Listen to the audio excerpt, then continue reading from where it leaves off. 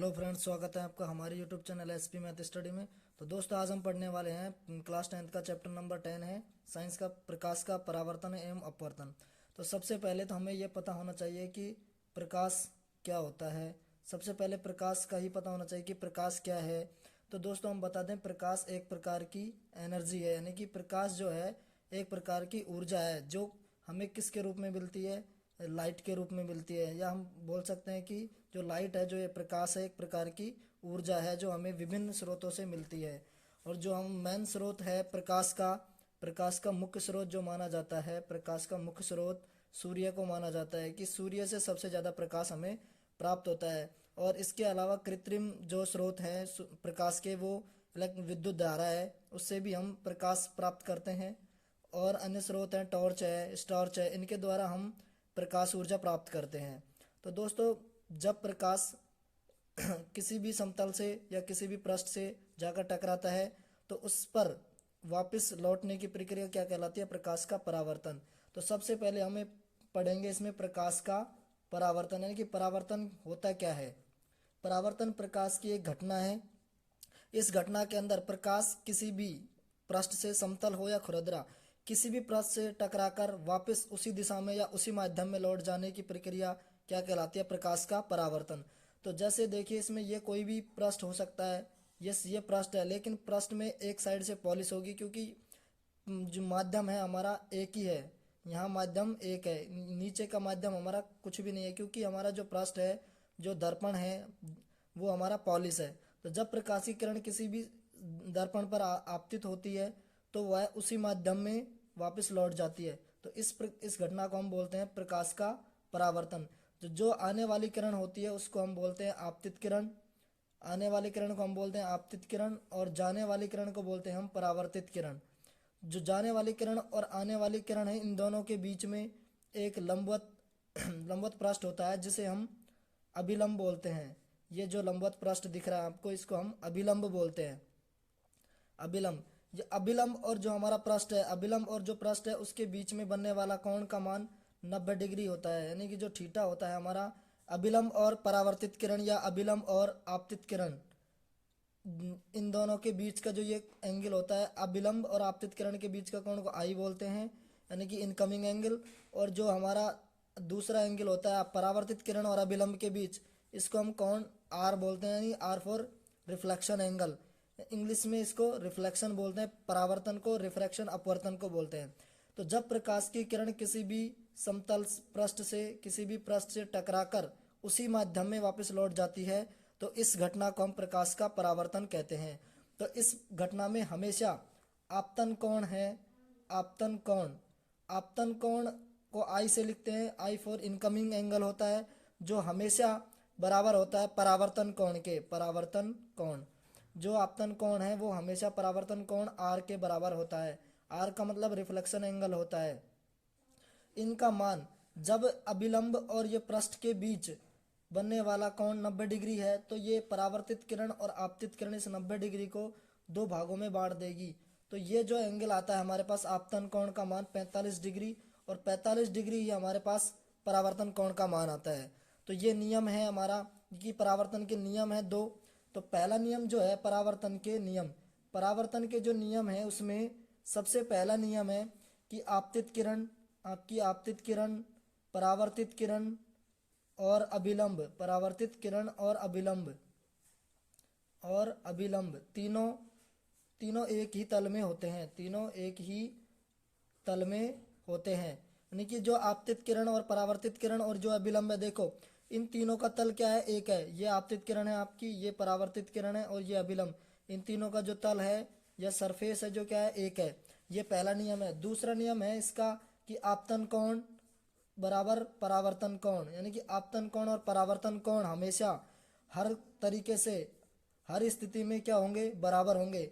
और मान पूछ लिया जाए आपसे कि मान कितना होता है आपतन कोण का या परावर्तन कोण का, मान 45 डिग्री होता है। 45 डिग्री क्यों होता है? क्योंकि अभिलंब हम कब बोलते हैं? कोई भी रेखा पर सीधी लंबवत, जो लंबवत रेखा होती है उसको हम बोलते हैं अभिलंब।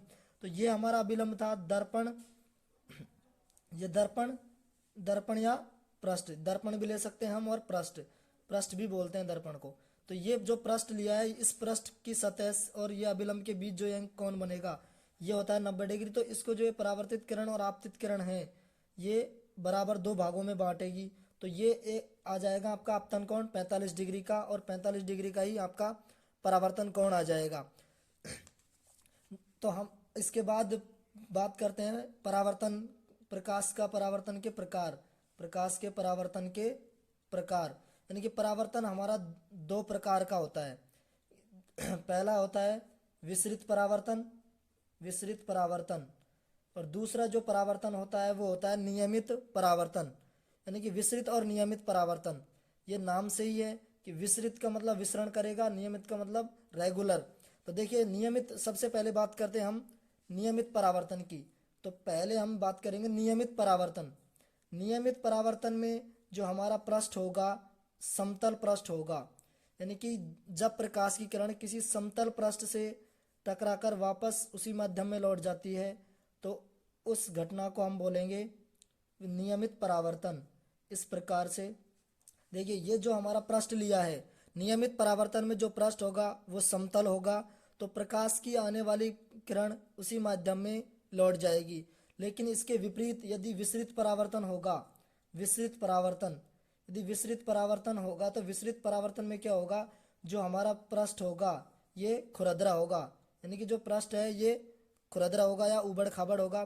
तो इसमें आने वाले प्रकाश की किरण का पथ और जाने वाले प्रकाश की किरण का पथ अलग अलग होता है। देखिए यहाँ से आने वाली इस प्रकाश की किरण का पथ अलग था, जाने के बाद अलग, यानी कि आपतन कोण और परावर्तन कोण इसमें बराबर नहीं होंगे।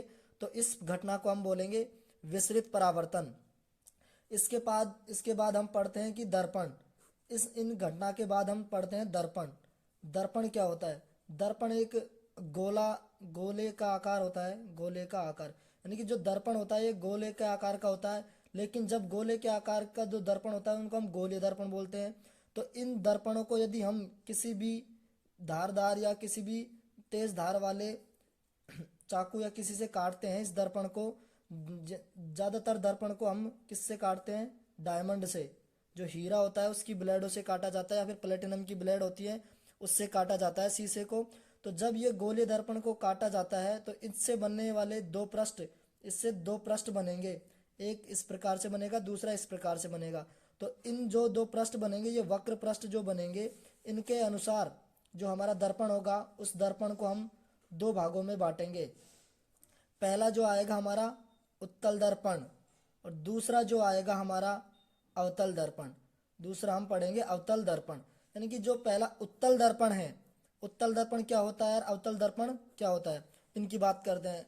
उत्तल दर्पण का नाम से ही है, उत्त का मतलब होता है उठा हुआ, उठा हुआ, उत्त का मतलब होता है उठा हुआ या उभरा हुआ। तो जिस दर्पण का परावर्तक पृष्ठ क्या होगा? उठा हुआ होगा, यानी कि इस साइड आपके पॉलिश की हुई है तो ये आपका क्या हो गया? परावर्तक पृष्ठ हो गया, परावर्तक पृष्ठ। तो ये हमारा क्या हो गया? परावर्तक पृष्ठ हो गया। तो जिस भी लेंस का परावर्तक पृष्ठ उठा हुआ होगा या उभरा हुआ होगा उसको बोलेंगे हम उत्तल दर्पण। जस्ट इसके विपरीत क्या हो जाएगा? जिस भी दर्पण का या किसी भी गोलीय दर्पण का परावर्तक पृष्ठ नीचे की ओर या अंदर की ओर धंसा हुआ होगा, यानी कि अव का मतलब होता है नीचे की ओर या अंदर की ओर, या फिर धंसा हुआ बोल सकते हैं इसको, धंसा हुआ।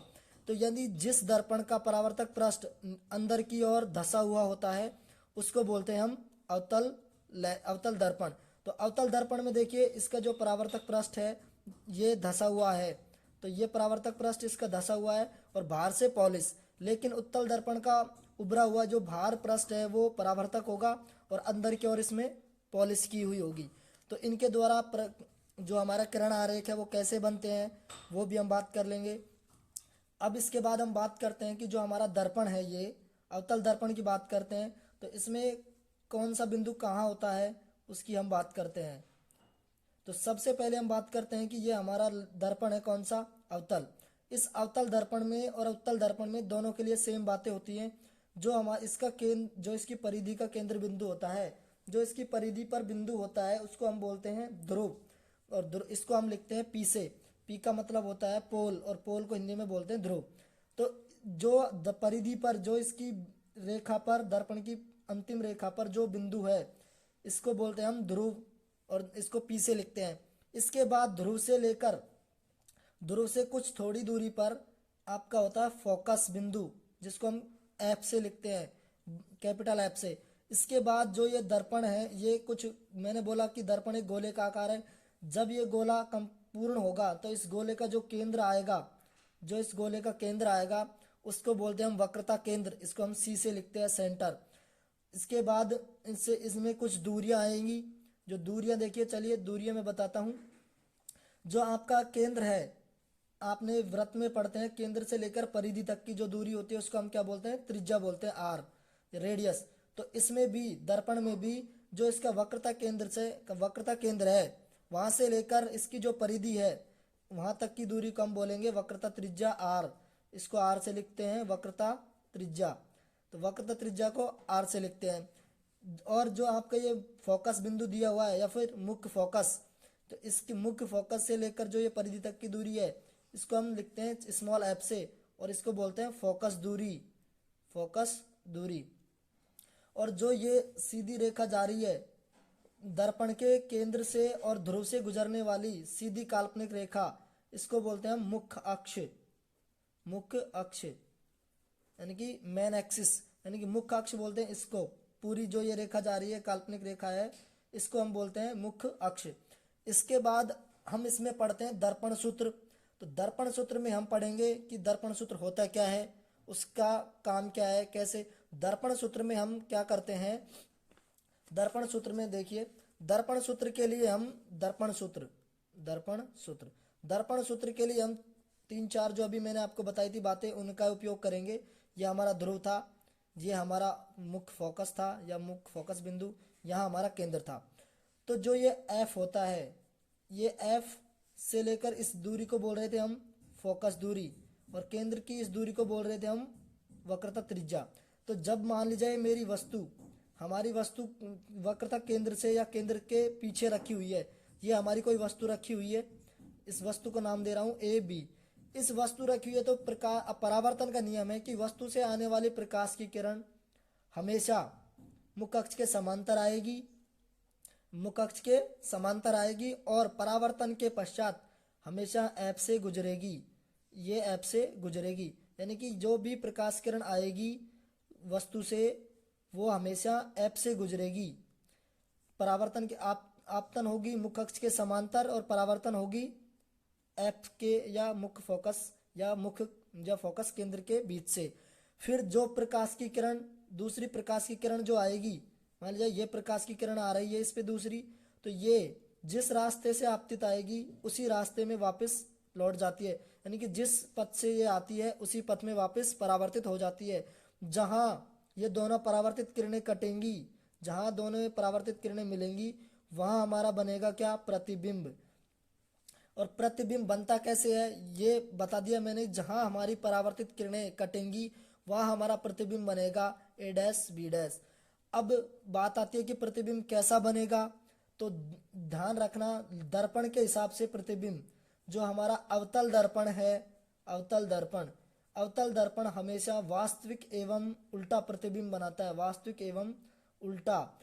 अवतल दर्पण हमेशा वास्तविक एवं उल्टा प्रतिबिंब बनाता है, और उत्तल दर्पण ये हमेशा आभासी और सीधा प्रतिबिंब बनाता है, आभासी एवं सीधा। तो ये याद रखना है कि अवतल दर्पण हमेशा वास्तविक एवं उल्टा प्रतिबिंब बनाएगा, और उत्तल दर्पण आभासी एवं सीधा प्रतिबिंब बनाएगा। तो जब भी आपसे क्वेश्चन में पूछे, आपको दर्पण का नाम मिलेगा क्वेश्चन में, तो दर्पण के नाम से ही आपसे उसमें पूछेगा कि इसकी प्रकृति क्या है, प्रतिबिंब की प्रकृति क्या है। तो प्रकृति आपको क्या पता लग गई कि वास्तविक एवं उल्टा है, अवतल दर्पण है। यदि उत्तल दर्पण है क्वेश्चन में, तो उसकी प्रकृति हो जाएगी आभासी एवं सीधा। ये प्रकृति आपको दर्पण के हिसाब से पता हो जाएगी। इसके बाद बात करते हैं कि दर्पण सूत्र को हम 1/f बराबर 1/v प्लस 1/u, यानी कि 1/ फोकस दूरी बराबर 1/ प्रतिबिंब दूरी प्लस 1/ बिंब दूरी। तो मैं यहाँ लिख रहा हूँ f को हम बोलते हैं फोकस दूरी, f बराबर फोकस दूरी दर्पण दोनों के लिए, चाहे दर्पण उत्तल हो चाहे अवतल हो, दोनों के लिए एफ फोकस दूरी, वी आपकी होगी प्रतिबिंब दूरी, प्रतिबिंब दूरी, और यू आपकी होगी बिंब दूरी, बिंब दूरी। जो हमारा प्रतिबिंब है इसको हम बोलते हैं परछाई, और जो हमारा बिंब है इसको बोलते हैं हम वस्तु। यानी कि जो हमारी वस्तु उसकी परछाई कहाँ बन रही है उसको बोलते हैं प्रतिबिंब, और बिंब बोलते हैं हम वस्तु जो हमने रखी गई है, किस केंद्र पे रखी है, केंद्र से दूर रखी है, केंद्र से आगे रखी है। तो अब ये फोकस दूरी मैंने आपको बता दिया कि मुख्य फोकस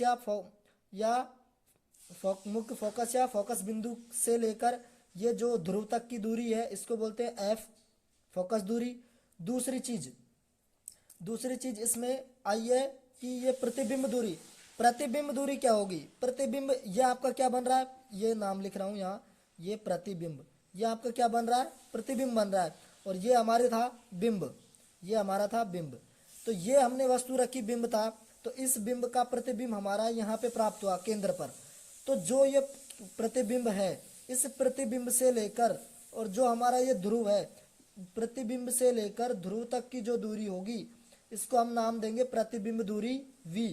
और जो हमारा बिंब है, जो हमने वस्तु रखी है, वहां से लेकर वस्तु से लेकर जो हमारा ध्रुव है वहां तक की दूरी ये जो कहलाएगी ये होगी बिंब दूरी। इसको हम u से लिखते हैं, स्मॉल u से।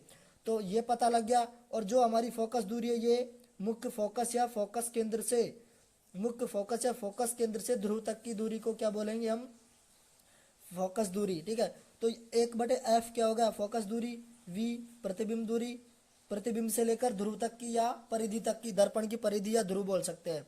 और जो u है बिंब दूरी, जो वस्तु से लेकर या बिंब से लेकर ध्रुव या दर्पण का या दर्पण की परिधि तक की दूरी आपकी हो गई बिंब दूरी। तो इनमें इस सूत्र से क्वेश्चन आते हैं आपके एग्जाम में। तो इससे करना क्या है, आपको सबसे पहले फोकस दूरी, ये बिंब दूरी, प्रतिबिंब दूरी, ये प्लस में माइनस में किसी में भी लेते हैं, तो उसका मैं आपको बताऊंगा कैसे क्वेश्चंस करेंगे, कैसे करना है, किस दूरी को माइनस में लेना है, किसको प्लस में लेना है, और प्लस में क्यों लेते हैं, माइनस में क्यों लेते हैं, वो भी मैं आपको बताऊंगा नेक्स्ट वीडियो में।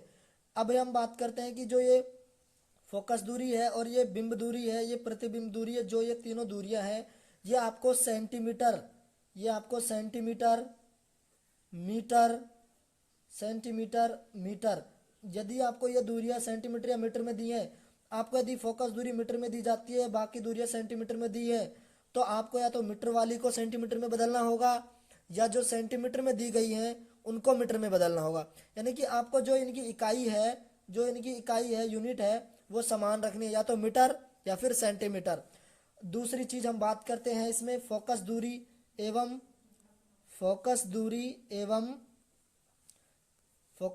वक्रता त्रिज्या में संबंध, वक्रता त्रिज्या में संबंध। जो फोकस दूरी है दर्पण की उसमें और वक्रता त्रिज्या में संबंध कैसे प्राप्त करेंगे, इन दोनों में संबंध से हमें जो हम क्वेश्चन करेंगे उनमें हेल्प मिलेगी। कैसे कि किसी भी आपको दर्पण में किसी में त्रिज्या दी हुई मिलेगी तो आपको फोकस दूरी कैसे निकालनी है। तो जो इन दोनों के मध्य संबंध होता है फोकस दूरी और त्रिज्या के मध्य, वो होता है r बराबर 2f। जो हमारी वक्रता त्रिज्या होती है वो फोकस दूरी की 2 गुना होती है, जो वक्रता त्रिज्या होती है वो फोकस दूरी की 2 गुना होती है। तो यदि हमें यहाँ से f निकालना है तो क्या कर देंगे, r/2, यानी कि इस 2 का पक्षांतरण कर देंगे r के भाग में। तो इस सूत्र से हम निकालेंगे, यदि हमें किसी क्वेश्चन में वक्रता त्रिज्या दी गई है तो हम फोकस दूरी इस सूत्र से निकालेंगे। फोकस दूरी आपकी सेंटीमीटर मीटर में होगी, ठीक है, सेंटीमीटर में होगी, वक्रता त्रिज्या भी सेंटर में हो सकती है, मीटर में होगी, तो इनसे हम निकालेंगे फोकस दूरी। तो इस प्रकार से हम यहाँ तक के कहीं भी कोई प्रॉब्लम हो तो कमेंट्स में बताएं। तो अब नेक्स्ट वीडियो में हम जो बात करेंगे, नेक्स्ट वीडियो में बात करेंगे क्वेश्चंस की, कि क्वेश्चंस कैसे करने हैं दर्पण और लेंस के। तो अभी हमने बात की है सिर्फ परावर्तन की, तो परावर्तन सिर्फ हम पढ़ते हैं दर्पण से, परावर्तन हम दर्पण से पढ़ते हैं, और जो हम अपवर्तन की घटना पढ़ते हैं, जो अपवर्तन की घटना पढ़ते हैं वो हम पढ़ते हैं लेंस से। तो अभी हमारा टॉपिक था कि परावर्तन क्या होता है, तो परावर्तन में जब कोई प्रकाश किरण समतल किसी भी पृष्ठ से टकराकर वापस उसी माध्यम में लौट जाती है, परावर्तन कहलाता है। कितना प्रकार का होता है? नियमित, विसरित। तो ये इन डिटेल की बात अब बात करेंगे क्वेश्चंस की। तो क्वेश्चन में हम दर्पण, अवतल दर्पण होगा हमारा, अवतल दर्पण और उत्तल दर्पण दोनों के ही क्वेश्चन करेंगे कि किस प्रकार से आपसे क्वेश्चन एग्जाम में आएगा। आपकी बोर्ड एग्जाम 2022 में क्वेश्चन दर्पण और लेंस, जो आपकी बोर्ड एग्जाम 2022 होगी मार्च में, उसमें दर्पण और लेंस का क्वेश्चन 100% आएगा। उसमें आपको किरण आरेख भी बनाने को बोल सकता है, किरण आरेख भी बनाना पड़ सकता है, या फिर किरण आरेख नहीं बनाना तो आपसे प्रतिबिंब की साइज, प्रकृति वगैरह आपसे पूछी जाएंगी। तो उनकी हम प्रकृति, साइज वगैरह कैसे निकालते हैं वो हम आपको नेक्स्ट वीडियो में बात करेंगे। तो इस वीडियो को हम यहीं संपन्न करेंगे। तो वीडियो को ज़्यादा से ज़्यादा शेयर करें और चैनल को ज़्यादा से ज़्यादा सब्सक्राइब करें। धन्यवाद।